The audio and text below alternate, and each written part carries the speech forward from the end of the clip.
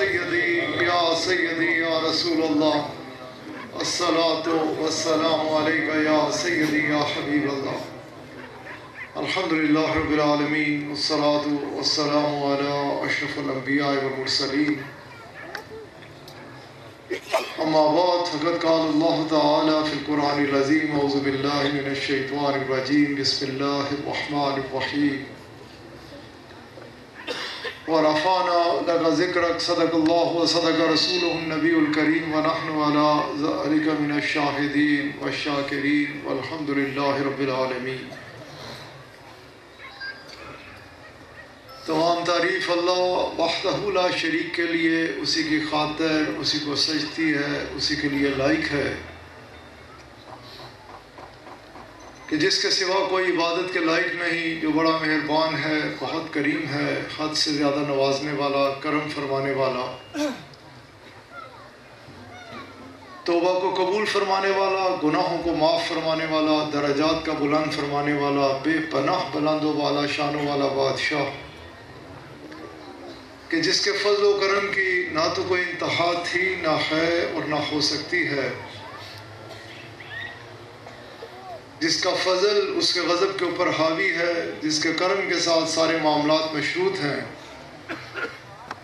کہ جسے وہ دینا چاہے کوئی روک نہیں سکتا، اور جسے وہ روک دے کوئی دے نہیں سکتا۔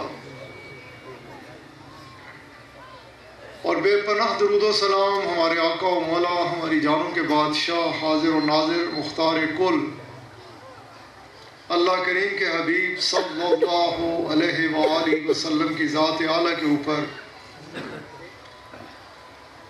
کہ جن کے مقام کو، جن کی شان کو اور جن کی حقیقت کو آپ کے رب کے علاوہ کوئی اور جانتا نہیں، جن پہ درود و سلام بھیجتا ہے تو اللہ کریم، جن کی آنے والی آن کو پہلی آن سے بلند تر فرما رہا ہے تو اللہ کریم، جن کے چہرہ مبارک کو ہر وقت، ہر لحظہ، ہر آن اپنی نگاہوں کا محور و مرکز بنا کے رکھے ہوئے ہے تو اللہ کریم،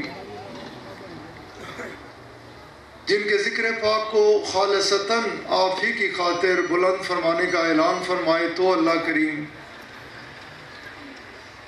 جن کی اطاعت کو اپنی اطاعت قرار دے تو اللہ کریم، اور جن کی اتباع کو اپنی عبادت، اپنی بندگی قرار دے تو اللہ کریم۔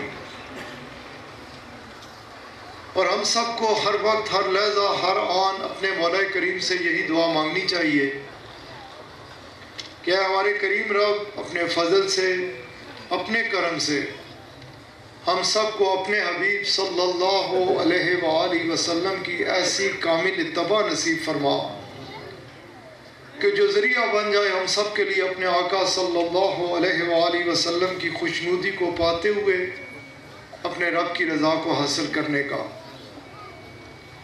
کہ کامیاب وہی ہے، فلاح اسی نے پائی کہ جس نے اپنی زندگی کو رسول اللہ صلی اللہ علیہ وآلہ وسلم کے احکامات و فرمودات کے تابع بسر کیا۔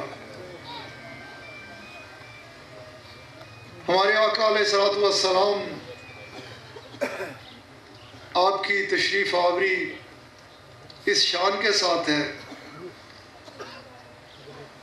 کہ اللہ کریم نے قرآن کریم میں فرمایا کہ اے میرے پیارے حبیب صلی اللہ علیہ وآلہ وسلم، ہم نے آپ کو نہیں بھیجا مگر بھیجا ہے، نہیں بھیجا مگر بھیجا۔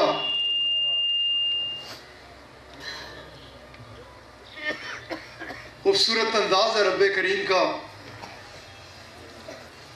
کہ ہم نے، اے میرے پیارے حبیب صلی اللہ علیہ وآلہ وسلم، ہم نے آپ کو نہیں بھیجا مگر بھیجا ہے، اور کس شان کے ساتھ بھیجا ہے کہ ہم نے آپ کو عالمین کے لیے رحمت بنا کر بھیجا ہے۔ آپ علیہ السلام کچھ نہیں تھا کائنات میں تو آپ تھے، آپ رونق افروز تھے، جیسے اللہ کریم فرماتا ہے نا کہ کچھ نہیں تھا تو میں ایک چھپا ہوا خزانہ تھا، اسی طرح رسول اللہ صلی اللہ علیہ وآلہ وسلم آپ علیہ السلام فرماتے ہیں کہ کائنات میں جب کچھ بھی نہیں تھا، حضرت آدم علیہ السلام کا جسم مٹی اور پانی میں تھا، آپ فرماتے ہیں میں اس وقت بھی اللہ کا نبی تھا. اور آپ علیہ الصلوۃ والسلام فرماتے ہیں جب کائنات میں کوئی چیز نہیں تھی اس وقت بھی میں اپنے اللہ کا نبی تھا. رسول کریم شہنشاہ اکبر عالم صلی اللہ علیہ وآلہ وسلم آپ اپنے رب کے ساتھ موجود تھے. اللہ تعالیٰ نے اپنے حبیب صلی اللہ علیہ وآلہ وسلم کو بھیجا. کس شان کے ساتھ بھیجا کہ آپ علیہ الصلوۃ والسلام اس شان کے ساتھ رونق افروز ہیں کہ آپ علیہ الصلوۃ والسلام عالمین کے لیے رحمت بن کر تشریف لائے ہیں. ہمارے آقا علیہ الصلوۃ والسلام ساری کائنات کے نبی رسول ہیں. کوئی نبی رسول آئے کسی ایک وقت کی خاطر آئے, کسی ایک مقام پہ آئے, کسی ایک گروہ کی خاطر آئے. رسول اللہ صلی اللہ علیہ وآلہ وسلم اس شان کے ساتھ تشریف لائے کہ تمام جہانوں کے لیے آپ نبی رسول بن کر رونق افروز ہوئے, مبعوث فرمایا گیا. آپ علیہ الصلوۃ والسلام نبی رسول تھے. آپ علیہ الصلوۃ والسلام اپنے رب کریم کے ساتھ موجود تھے, لیکن اللہ تعالیٰ نے اپنے حبیب علیہ الصلوۃ والسلام کو کائنات میں اس شان کے ساتھ بھیجا ہے کہ آپ درختوں کے نبی رسول ہیں, آپ پتھروں کے نبی رسول ہیں, آپ پہاڑوں کے نبی رسول ہیں, آپ زمین والوں کے نبی رسول ہیں, آپ آسمان والوں کے نبی رسول ہیں. آپ علیہ الصلوۃ والسلام فرماتے ہیں کہ میرے 2 وزیر ادھر ہیں اور 2 وزیر آسمانوں کے اوپر ہیں. آپ علیہ الصلوۃ والسلام کی حاکمیت, آپ علیہ الصلوۃ والسلام کی نبوت اور رسالت ساری کائنات کے لیے ہے. اور کس شان کے ساتھ ہے؟ مختصر سے وقت میں 3-4 بیانات ہوئے مجھ سے قبل, بڑے خوبصورت بیانات ہوئے.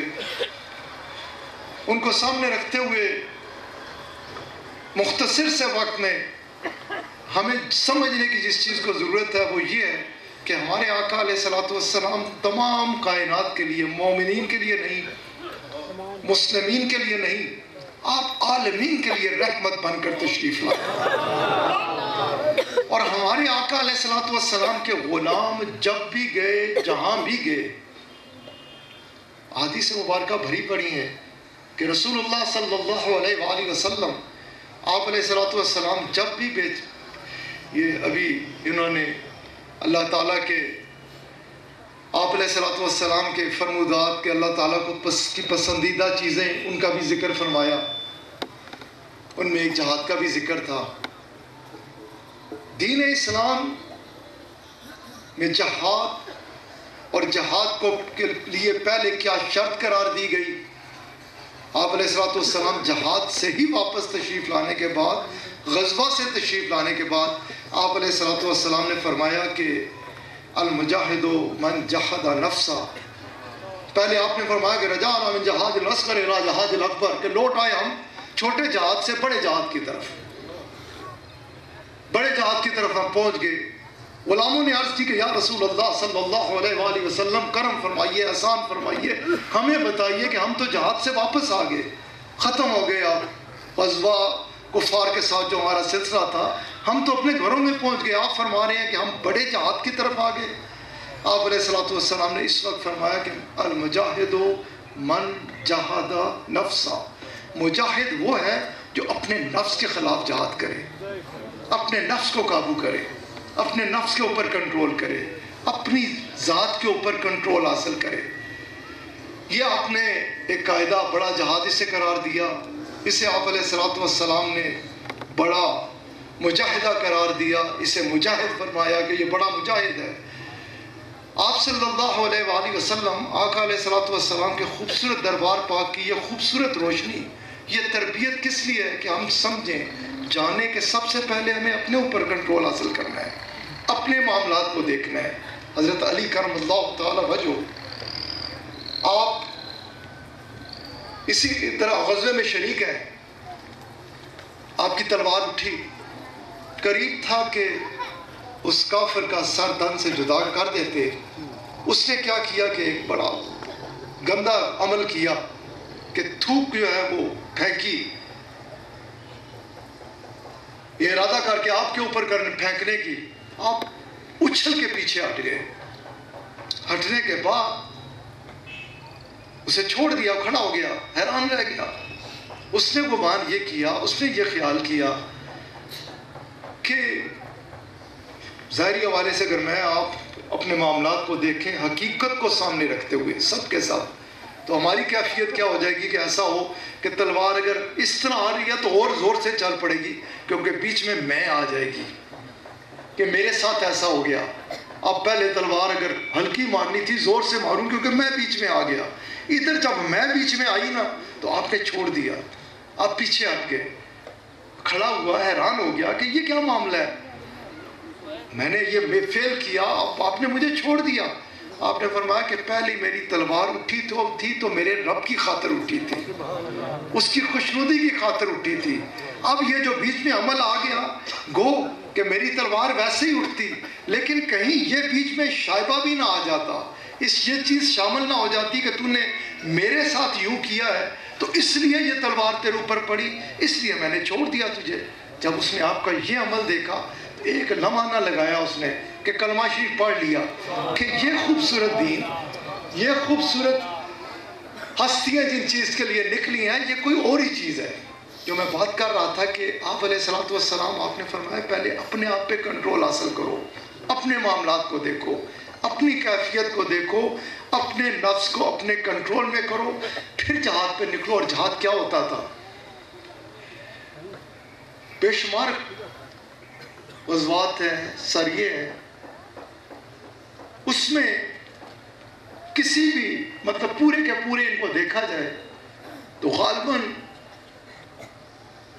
1098 یہ سارے کے سارے پورے کے پورے جو اس دور میں کفار جو فنار ہوئے، اور اسلام کس طرح پھیلا، کتنی تیزی کے ساتھ پھیلا، کدھر کدھر چلا گیا، اور جب یہ نکلتے تھے تو کیا بات ہوتی تھی اور کس وجہ سے نکلتے تھے۔ یہ جہاد جو ہوتا تھا کس لیے ہوتا تھا؟ مخلوق خدا پہ جو ظلم ہو رہا ہوتا تھا، جس جگہ پر یہ سارے معاملات ہوتے تھے کہ اللہ کریم کے احکامات و فرمودات کو چھوڑا جاتا تھا، مخلوق خدا پستی تھی، مخلوق خدا کو روندا جاتا تھا، انہیں بلا وجہ قتل کیا جاتا تھا، یہ معاملات آقا علیہ الصلوۃ والسلام تک پہنچتے تھے۔ آقا علیہ الصلوۃ والسلام غلاموں کو حکم دیتے تھے، وگرنہ تو ہر جگہ پر یہ اعلان ہوتا تھا یا تو آؤ ہم یہ تمہیں تبلیغ کی خاطر آئے ہیں، اس اسلام کو اختیار کرو، وگرنہ یہ تم اب اسلامی ریاست میں آ گئے، تمہیں ان چیزوں کو ماننا پڑے گا، تمہارا جو دین ہے جس انداز سے تم ان چیزوں کو کرتے رہو۔ حد تو یہ ہے کہ نجران سے عیسائیوں کا وفد دربار رسالت مآب صلی اللہ علیہ وآلہ وسلم میں آیا، اور انہوں نے رسول اللہ صلی اللہ علیہ وآلہ وسلم کے آگے عرض کی کہ ہماری عبادت کا وقت ہو گیا، ہم کہاں عبادت کریں؟ آقا علیہ الصلوۃ والسلام نے فرمایا کہ میری مسجد نبوی شریف موجود ہے، جاؤ تم اس کے اندر چلے جاؤ اور جا کر اپنی عبادت کر لو۔ یہ تربیت تھی، یہ معاملات تھے، اس انداز سے آقا علیہ الصلوۃ والسلام، تیرے اور میرے نبی علیہ الصلوۃ والسلام نے خوبصورت دین متین کو پھیلایا۔ آپ علیہ الصلوۃ والسلام کا خوبصورت اعلیٰ اخلاق مبارک، آپ علیہ الصلوۃ والسلام کے درباریوں کی، جنہیں میں اور آپ اصحابہ کرام رضوان اللہ تعالیٰ علیہم اجمعین کے نام سے یاد کرتے ہیں، اور جن کے بارے میں یہ فرما رہے تھے، یہ جو فضول قسم کی یہ بہت بڑی بددیانتی ہوئی ہے اسلامی تاریخ کے ساتھ، اسے بڑی بری طرح سے مسخ کیا گیا ہے۔ ہم اگر صرف ایک چیز، میں ایک ہی بات کیا کرتا ہوں اور آپ بھی اس چیز کو پھیلایا کریں کہ ہمیں دیکھنا یہ ہے، صرف اور صرف ایک چیز، کہ یہ ہستیاں یہ رسول اللہ صلی اللہ علیہ وآلہ وسلم کے تربیت یافتہ تھے، یہ آقا علیہ الصلوۃ والسلام کے تربیت یافتہ تھے۔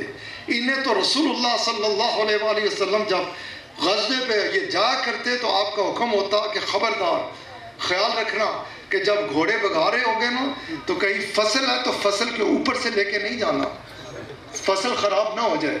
جب تیر چلانے لگو تو خیال رکھنا کہ اگر سامنے کھجور کا درخت ہے اور کھجور کا خوشہ پکا ہوا ہے تو خیال رکھنا کہ اس کو نقصان نہ پہنچے۔ آپ علیہ الصلوۃ والسلام فرماتے خبردار تم جا رہے ہو، بچوں کا بزرگوں کا خیال رکھنا، خبردار، یہ بھی رسول اللہ کا فرمان مبارک ہے، خبردار اس چیز کا بھی خیال رکھنا کہ جو ان کے دینی شاعر ہیں، جو دینی معاملات ہیں ان کے، جو انہوں نے اپنی، حالانکہ وہ باطل تھی، وہ سب غلط تھی، لیکن آقا علیہ الصلوۃ والسلام کیا تربیت فرماتے ہیں، خبردار ان کی جو عبادت گاہیں ان کو نقصان مت پہنچانا۔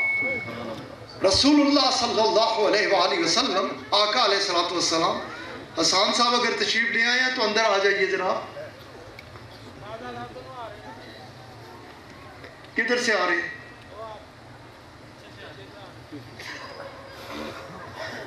رسول کریم آ جائیے حضرت،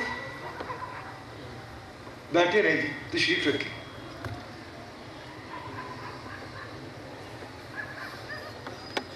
سامنے سے لے آتے نا، ذکر سے کریے.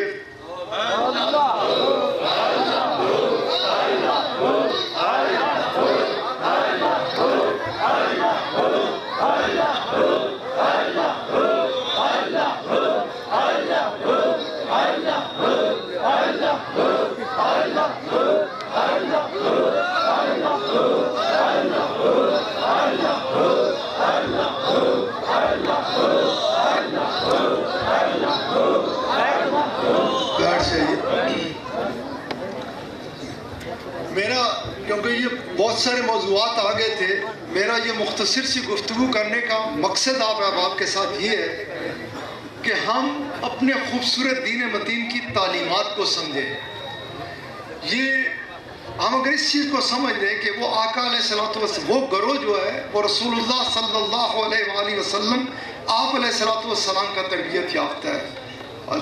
حدیث مبارکہ بھری پڑی ہیں کہ کبھی کوئی ایسا موقع آتا تو کیسا خیال رکھنے والے ہوتے، پیالہ ایک ہوتا، زخمی بہت سارے ہوتے، ایک کے ہاتھ میں آتا، وہ کیا کرتا؟ یہ کون؟ اصحابہ کرام رضوان اللہ تعالی علیہم اجمعین. وہ کہتے نہیں آپ لے لو، آپ پی لو، آپ بچ جاؤ. وہ پکاتے نہیں، وہ دوسرے زخمی کی طرف بڑھا دیتے، آپ لے لیجئے.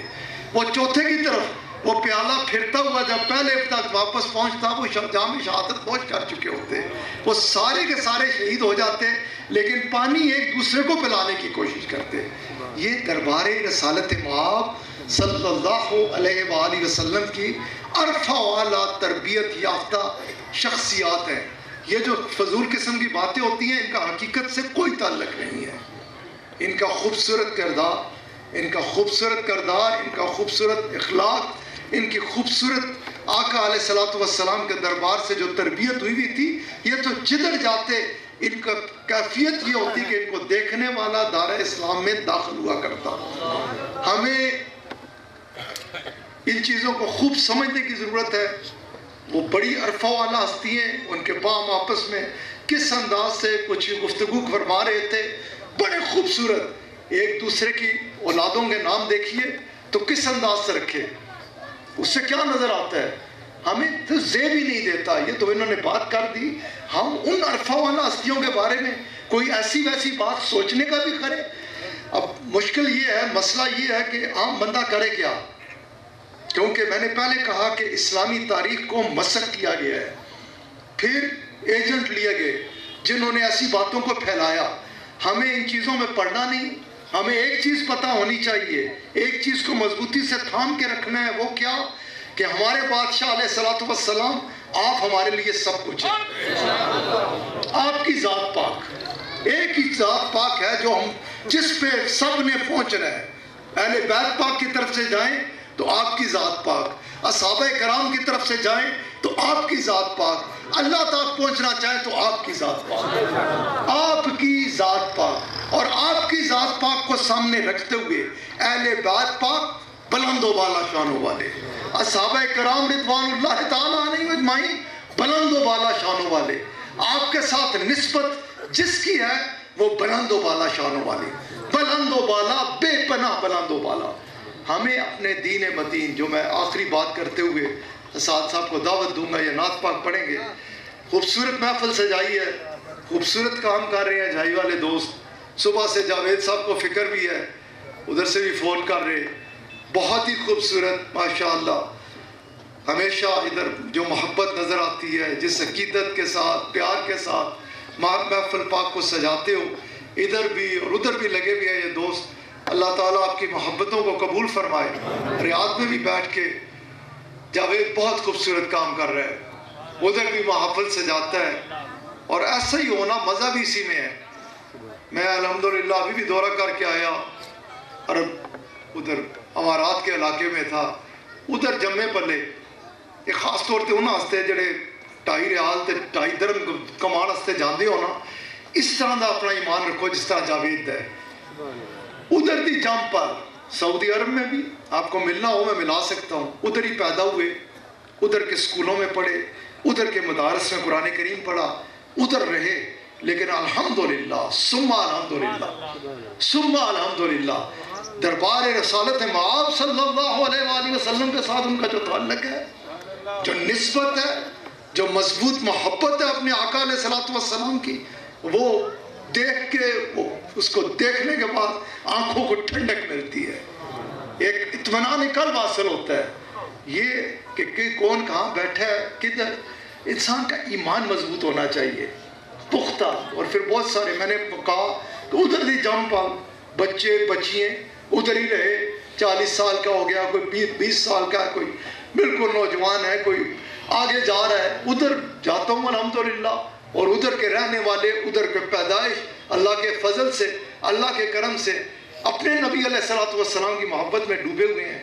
اور کئی ایسے گمراہ لوگ ہوتے ہیں، ایمان ہوتا ہی نہیں نا، کسی چکر جو ہو رہی زندگی ضائع کیتی ہوتی ہے. چنگے پلے خوش عقیدہ اچھے گھرانے دے نال تعلق، 1-2 سال واسطے 2.5 ریال کمان واسطے گئے، اور کی کمایا کہ جب سب کچھ غرق کر کے آ گئے. کسی گمراہ کے پاس بیٹھے، سارے کا سارا ہمیشہ بھول گیا کہ میرا خاندان پیو کی سی، دادا کی سی، میرا کی ایمان سی، میرا کی مسلک سی، میرا کتنا مضبوط عقیدہ سی اپنے نبی علیہ الصلوۃ والسلام دے بارے. اس تے خاص طور تے خیال رکھیا کرو. باقی یہ ریال درہم کوئی لے کے گیا کہ کوئی لب بنو جس جڑا نال لے گیا، تو پھر کوشش کرو کہ تسی بھی اس چکر وچ پے جاؤ ریال درہم اکٹھے کرنے وچ. خیر میں جو بات کر رہا تھا کہ وہ ریاض میں بیٹھ کے الحمدللہ جاوید خوبصورت کام کر رہا ہے، خوبصورت محافل سے جاتا ہے، 12ویں پاک کی محفل ہوتی ہے، جگہ جگہ محافل. اللہ کا کرم ہو، بس اس کا فضل ہو، اس کے فضل و کرم کے ساتھ ہی ہوتا ہے. ادھر بھی وہ کام کر رہا ہے، اور ادھر آپ جس انداز سے جب بھی آیا، جتنا جوش و خروش، جتنی محبت، جتنی خوبصورتی کے ساتھ آپ ادھر محفل سے جاتے ہیں. مسئلہ ہمیشہ یہی ہوتا ہے، پچھلی دفعہ بھی یہی تھا کہ بہت سارے آگے پروگرام ہیں، اگر نہ دل یہ کرتا ہے کہ یہ 2-3 بجے تک کم از کم محفل چلے، ادھر بھرپور انداز سے ہو. لیکن گھنٹوں دنوں میں بندہ یہ بات کیا کر سکتا ہے؟ اس کے لیے تو زندگی ہے کیا، آدم علیہ السلام سے لے کر قیامت تک کی زندگی بیت جائے. تو یہ خوبصورت ذکر پاک ایسا ہے کہ جس میں تشنگی بڑھتی چلی جاتی ہے.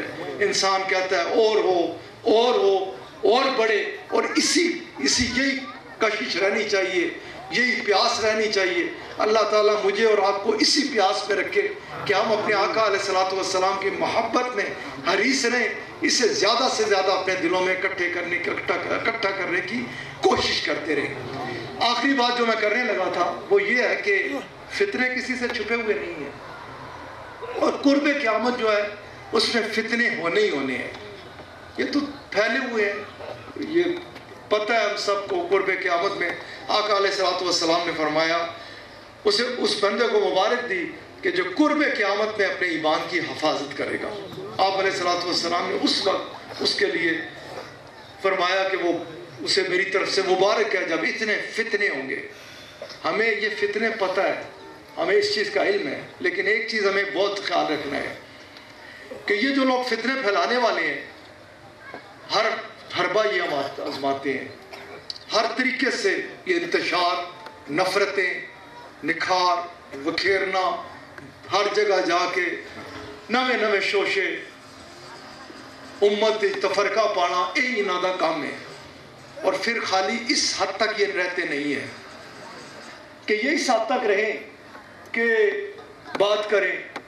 یہ جب دیکھتے ہیں کہ بات چیت سے بات نہیں بنتی، پھر یہ کیا کرتے ہیں کہ پھر یہ ادھر جا کے کسی نہ کسی طرح سے تخریب کاری کرنے کی کوشش کرتے ہیں.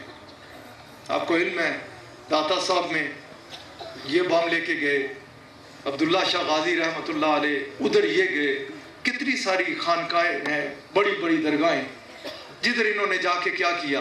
اور ادھر کیا ہوتا ہے آپ کے علم میں ہے کہ یہ بڑی بڑی جو خانقاہیں درگاہیں ہیں، ادھر بندہ جاتا ہے کیا کرتا ہے؟ تسی بھی جانتے ہی ہو نا، کتنے بندے ہو جڑے داتا صاحب گئے ہو، گئے ہو نا سارے, ادھر گئے ہو تو کی دیکھا ہے؟ کوئی قرآن کریم پڑھتا نظر آیا ہوئے گا؟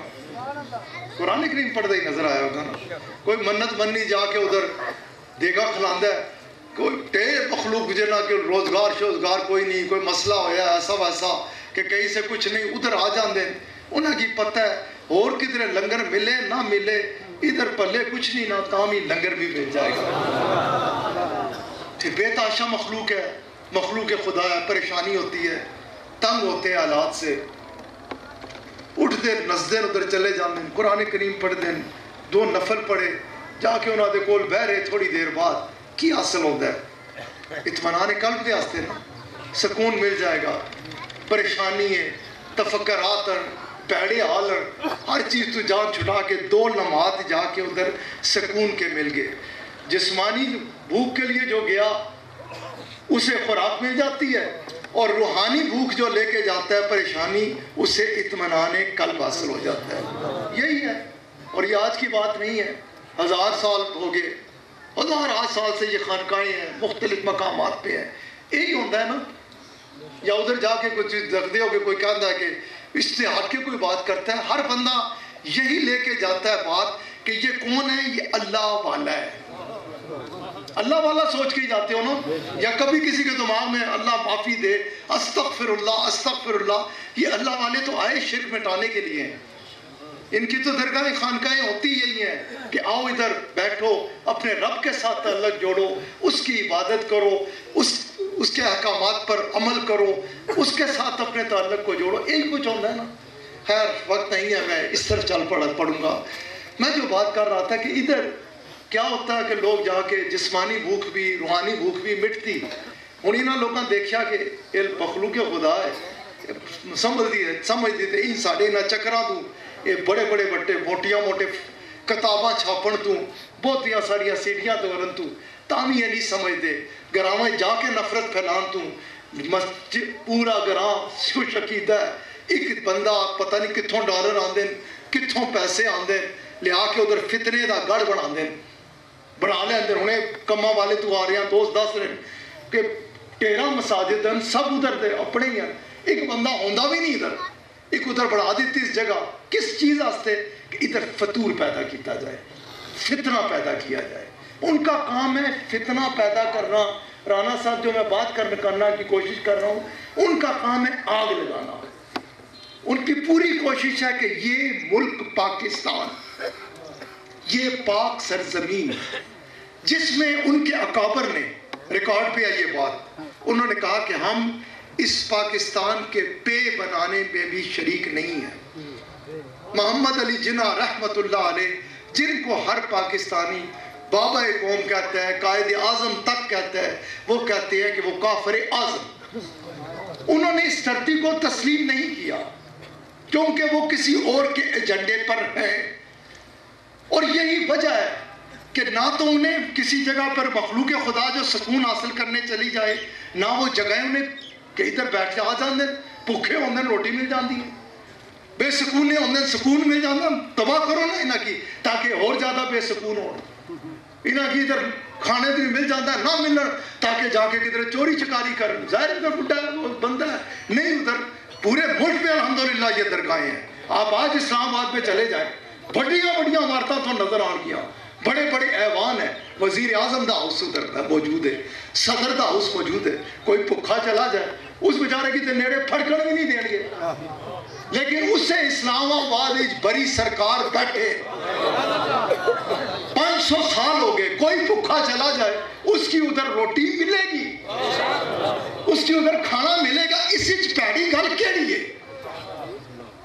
اسی بڑے جاہل لوگ ہیں, اسی سوچنے کدے نہیں کہ جنہ چیزاں دے خلاف نفرتاں پیدا کر رہے ہیں, جدھر سن دور کھچتے ہیں. ادھر بری گل ہے کہ اسے آستے میں تو دعوت دیتی.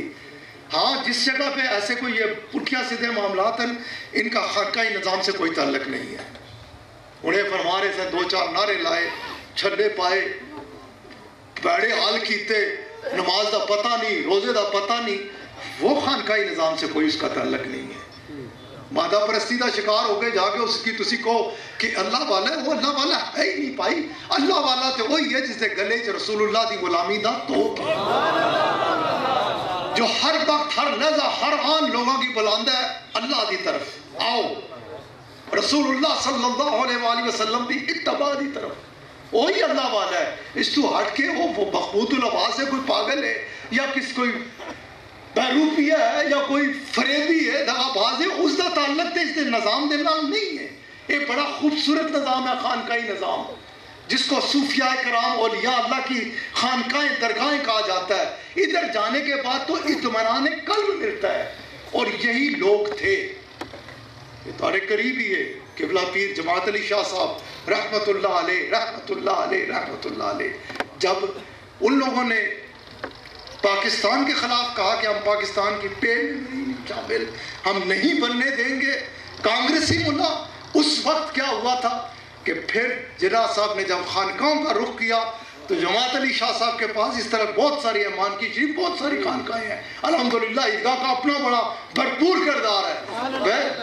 جماعت علی شاہ صاحب کے پاس گئے جناح صاحب کے لیے دعا کی اور فرمایا کہ جناح صاحب نے قدم رکھ دیا ہے، ہم نے یہ ملک بنانا ہے، اب آپ پیچھے نہ ہٹنا، کیونکہ ہم اب پیچھے نہ ہٹنے والے نہیں، ہم نے یہ ملک لینا ہے، ہم نے یہ ملک لینا ہے، ہم نے یہ ملک بنایا ہے. اس ملک کے ایک ایک پتے سے ہمیں پیار ہے، ہم نے اس ملک کو نقصان نہیں ہونے دینا. انہوں نے اگر کسی جگہ کوئی فتنہ کرنا ہے یہی وجہ ہے. یہ کوئی پوچھو نہ آگے سان کہ کتنی مشکل دے رہا مخلوق کی خدا کی کنٹرول کیتا جدو داتا صاحب تے ہویا، جدو کراچی چ ہویا، مختلف مقامات پہ ہوئے جب یہ معاملات، تو مخلوق خدا رکن والی سی. الحمدللہ اس ملک کی غالب اکثریت آقا علیہ الصلوۃ والسلام کے غلاموں والی ہے. وہ اگر سیلاب نکلتا سب کچھ اٹھا کے لے جاتا، لیکن وہ تو چاہتے ہی ہیں کہ اس ملک کو نقصان پہنچے، اس ملک کو آگ لگائی جائے. میں جو پیغام دینا چاہتا تھا یہ دو چار بیانات سننے کے بعد کہ ہم نے امن کو پکڑ کے رکھنا ہے. ان کی کوشش یہ ہے کہ اس ملک میں فتنے ہوں، اس ملک کو آگ لگائی جائے، کہیں فرقہ واریت کے نام پر، کہیں کسی طریقے سے تسی یہ سمجھ کے رکھنا ہے کہ وہ تواڈے گھر کی اگ لان چاہتا ہے.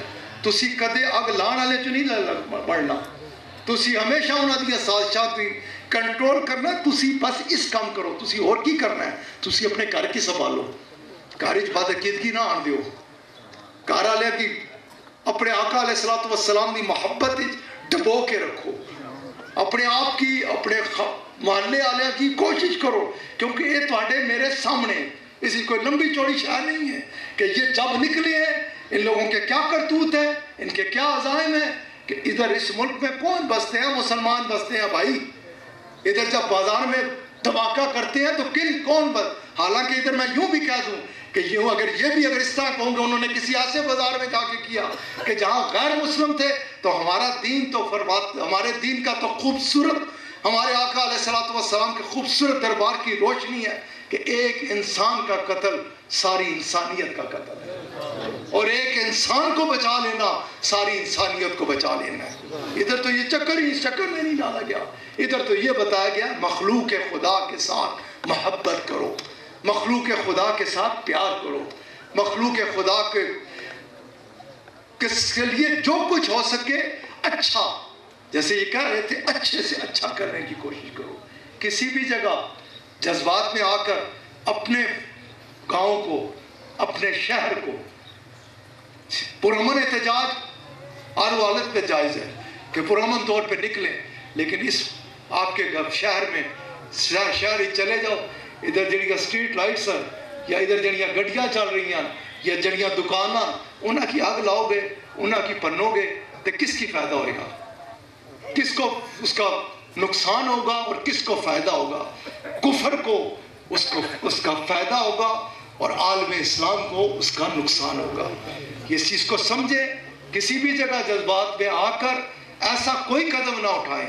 تو میں کہہ رہا تھا کہ ہم نے یہ بڑے بڑے معاملات جب ہوئے تو یہی چیز ہر جگہ پر ساری رات جاگ کے ایک ایک گاؤں ایک ایک شہر میں فون کر کے لوگوں کو کہا کہ نہیں، خبردار، یہ سازش ہے، یہ داتا صاحب پہ کی اس لیے گئی ہے کہ داتا صاحب کے ساتھ پاکستان کی عقیدت ہے، وہ چاہتے ہیں کہ ادھر کرو، ایک تو لوگ ادھر سے بھاگیں اور پورے ملک کو آگ لگائی جائے۔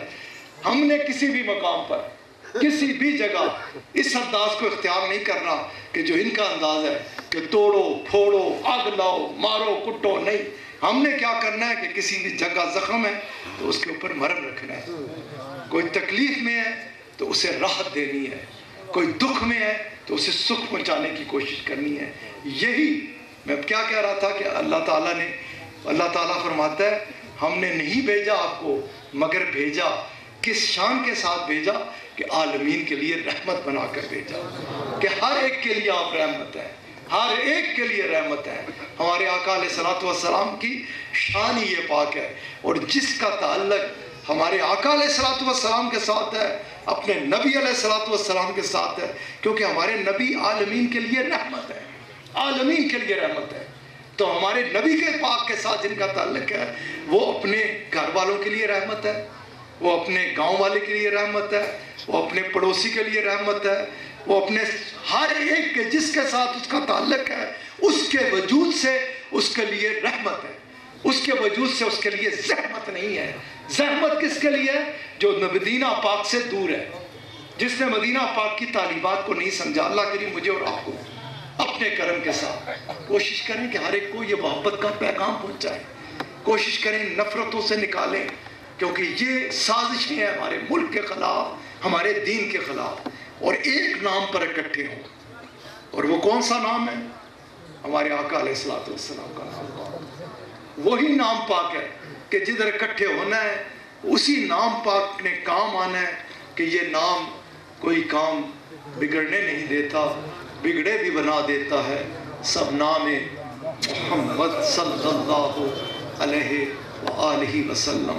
اللہ ہو اللہ ہو اللہ ہو اللہ ہو، آمین۔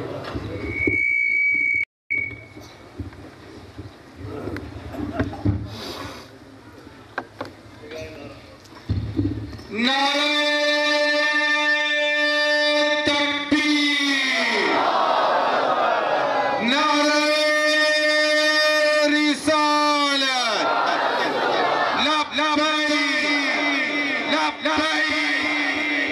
لبیک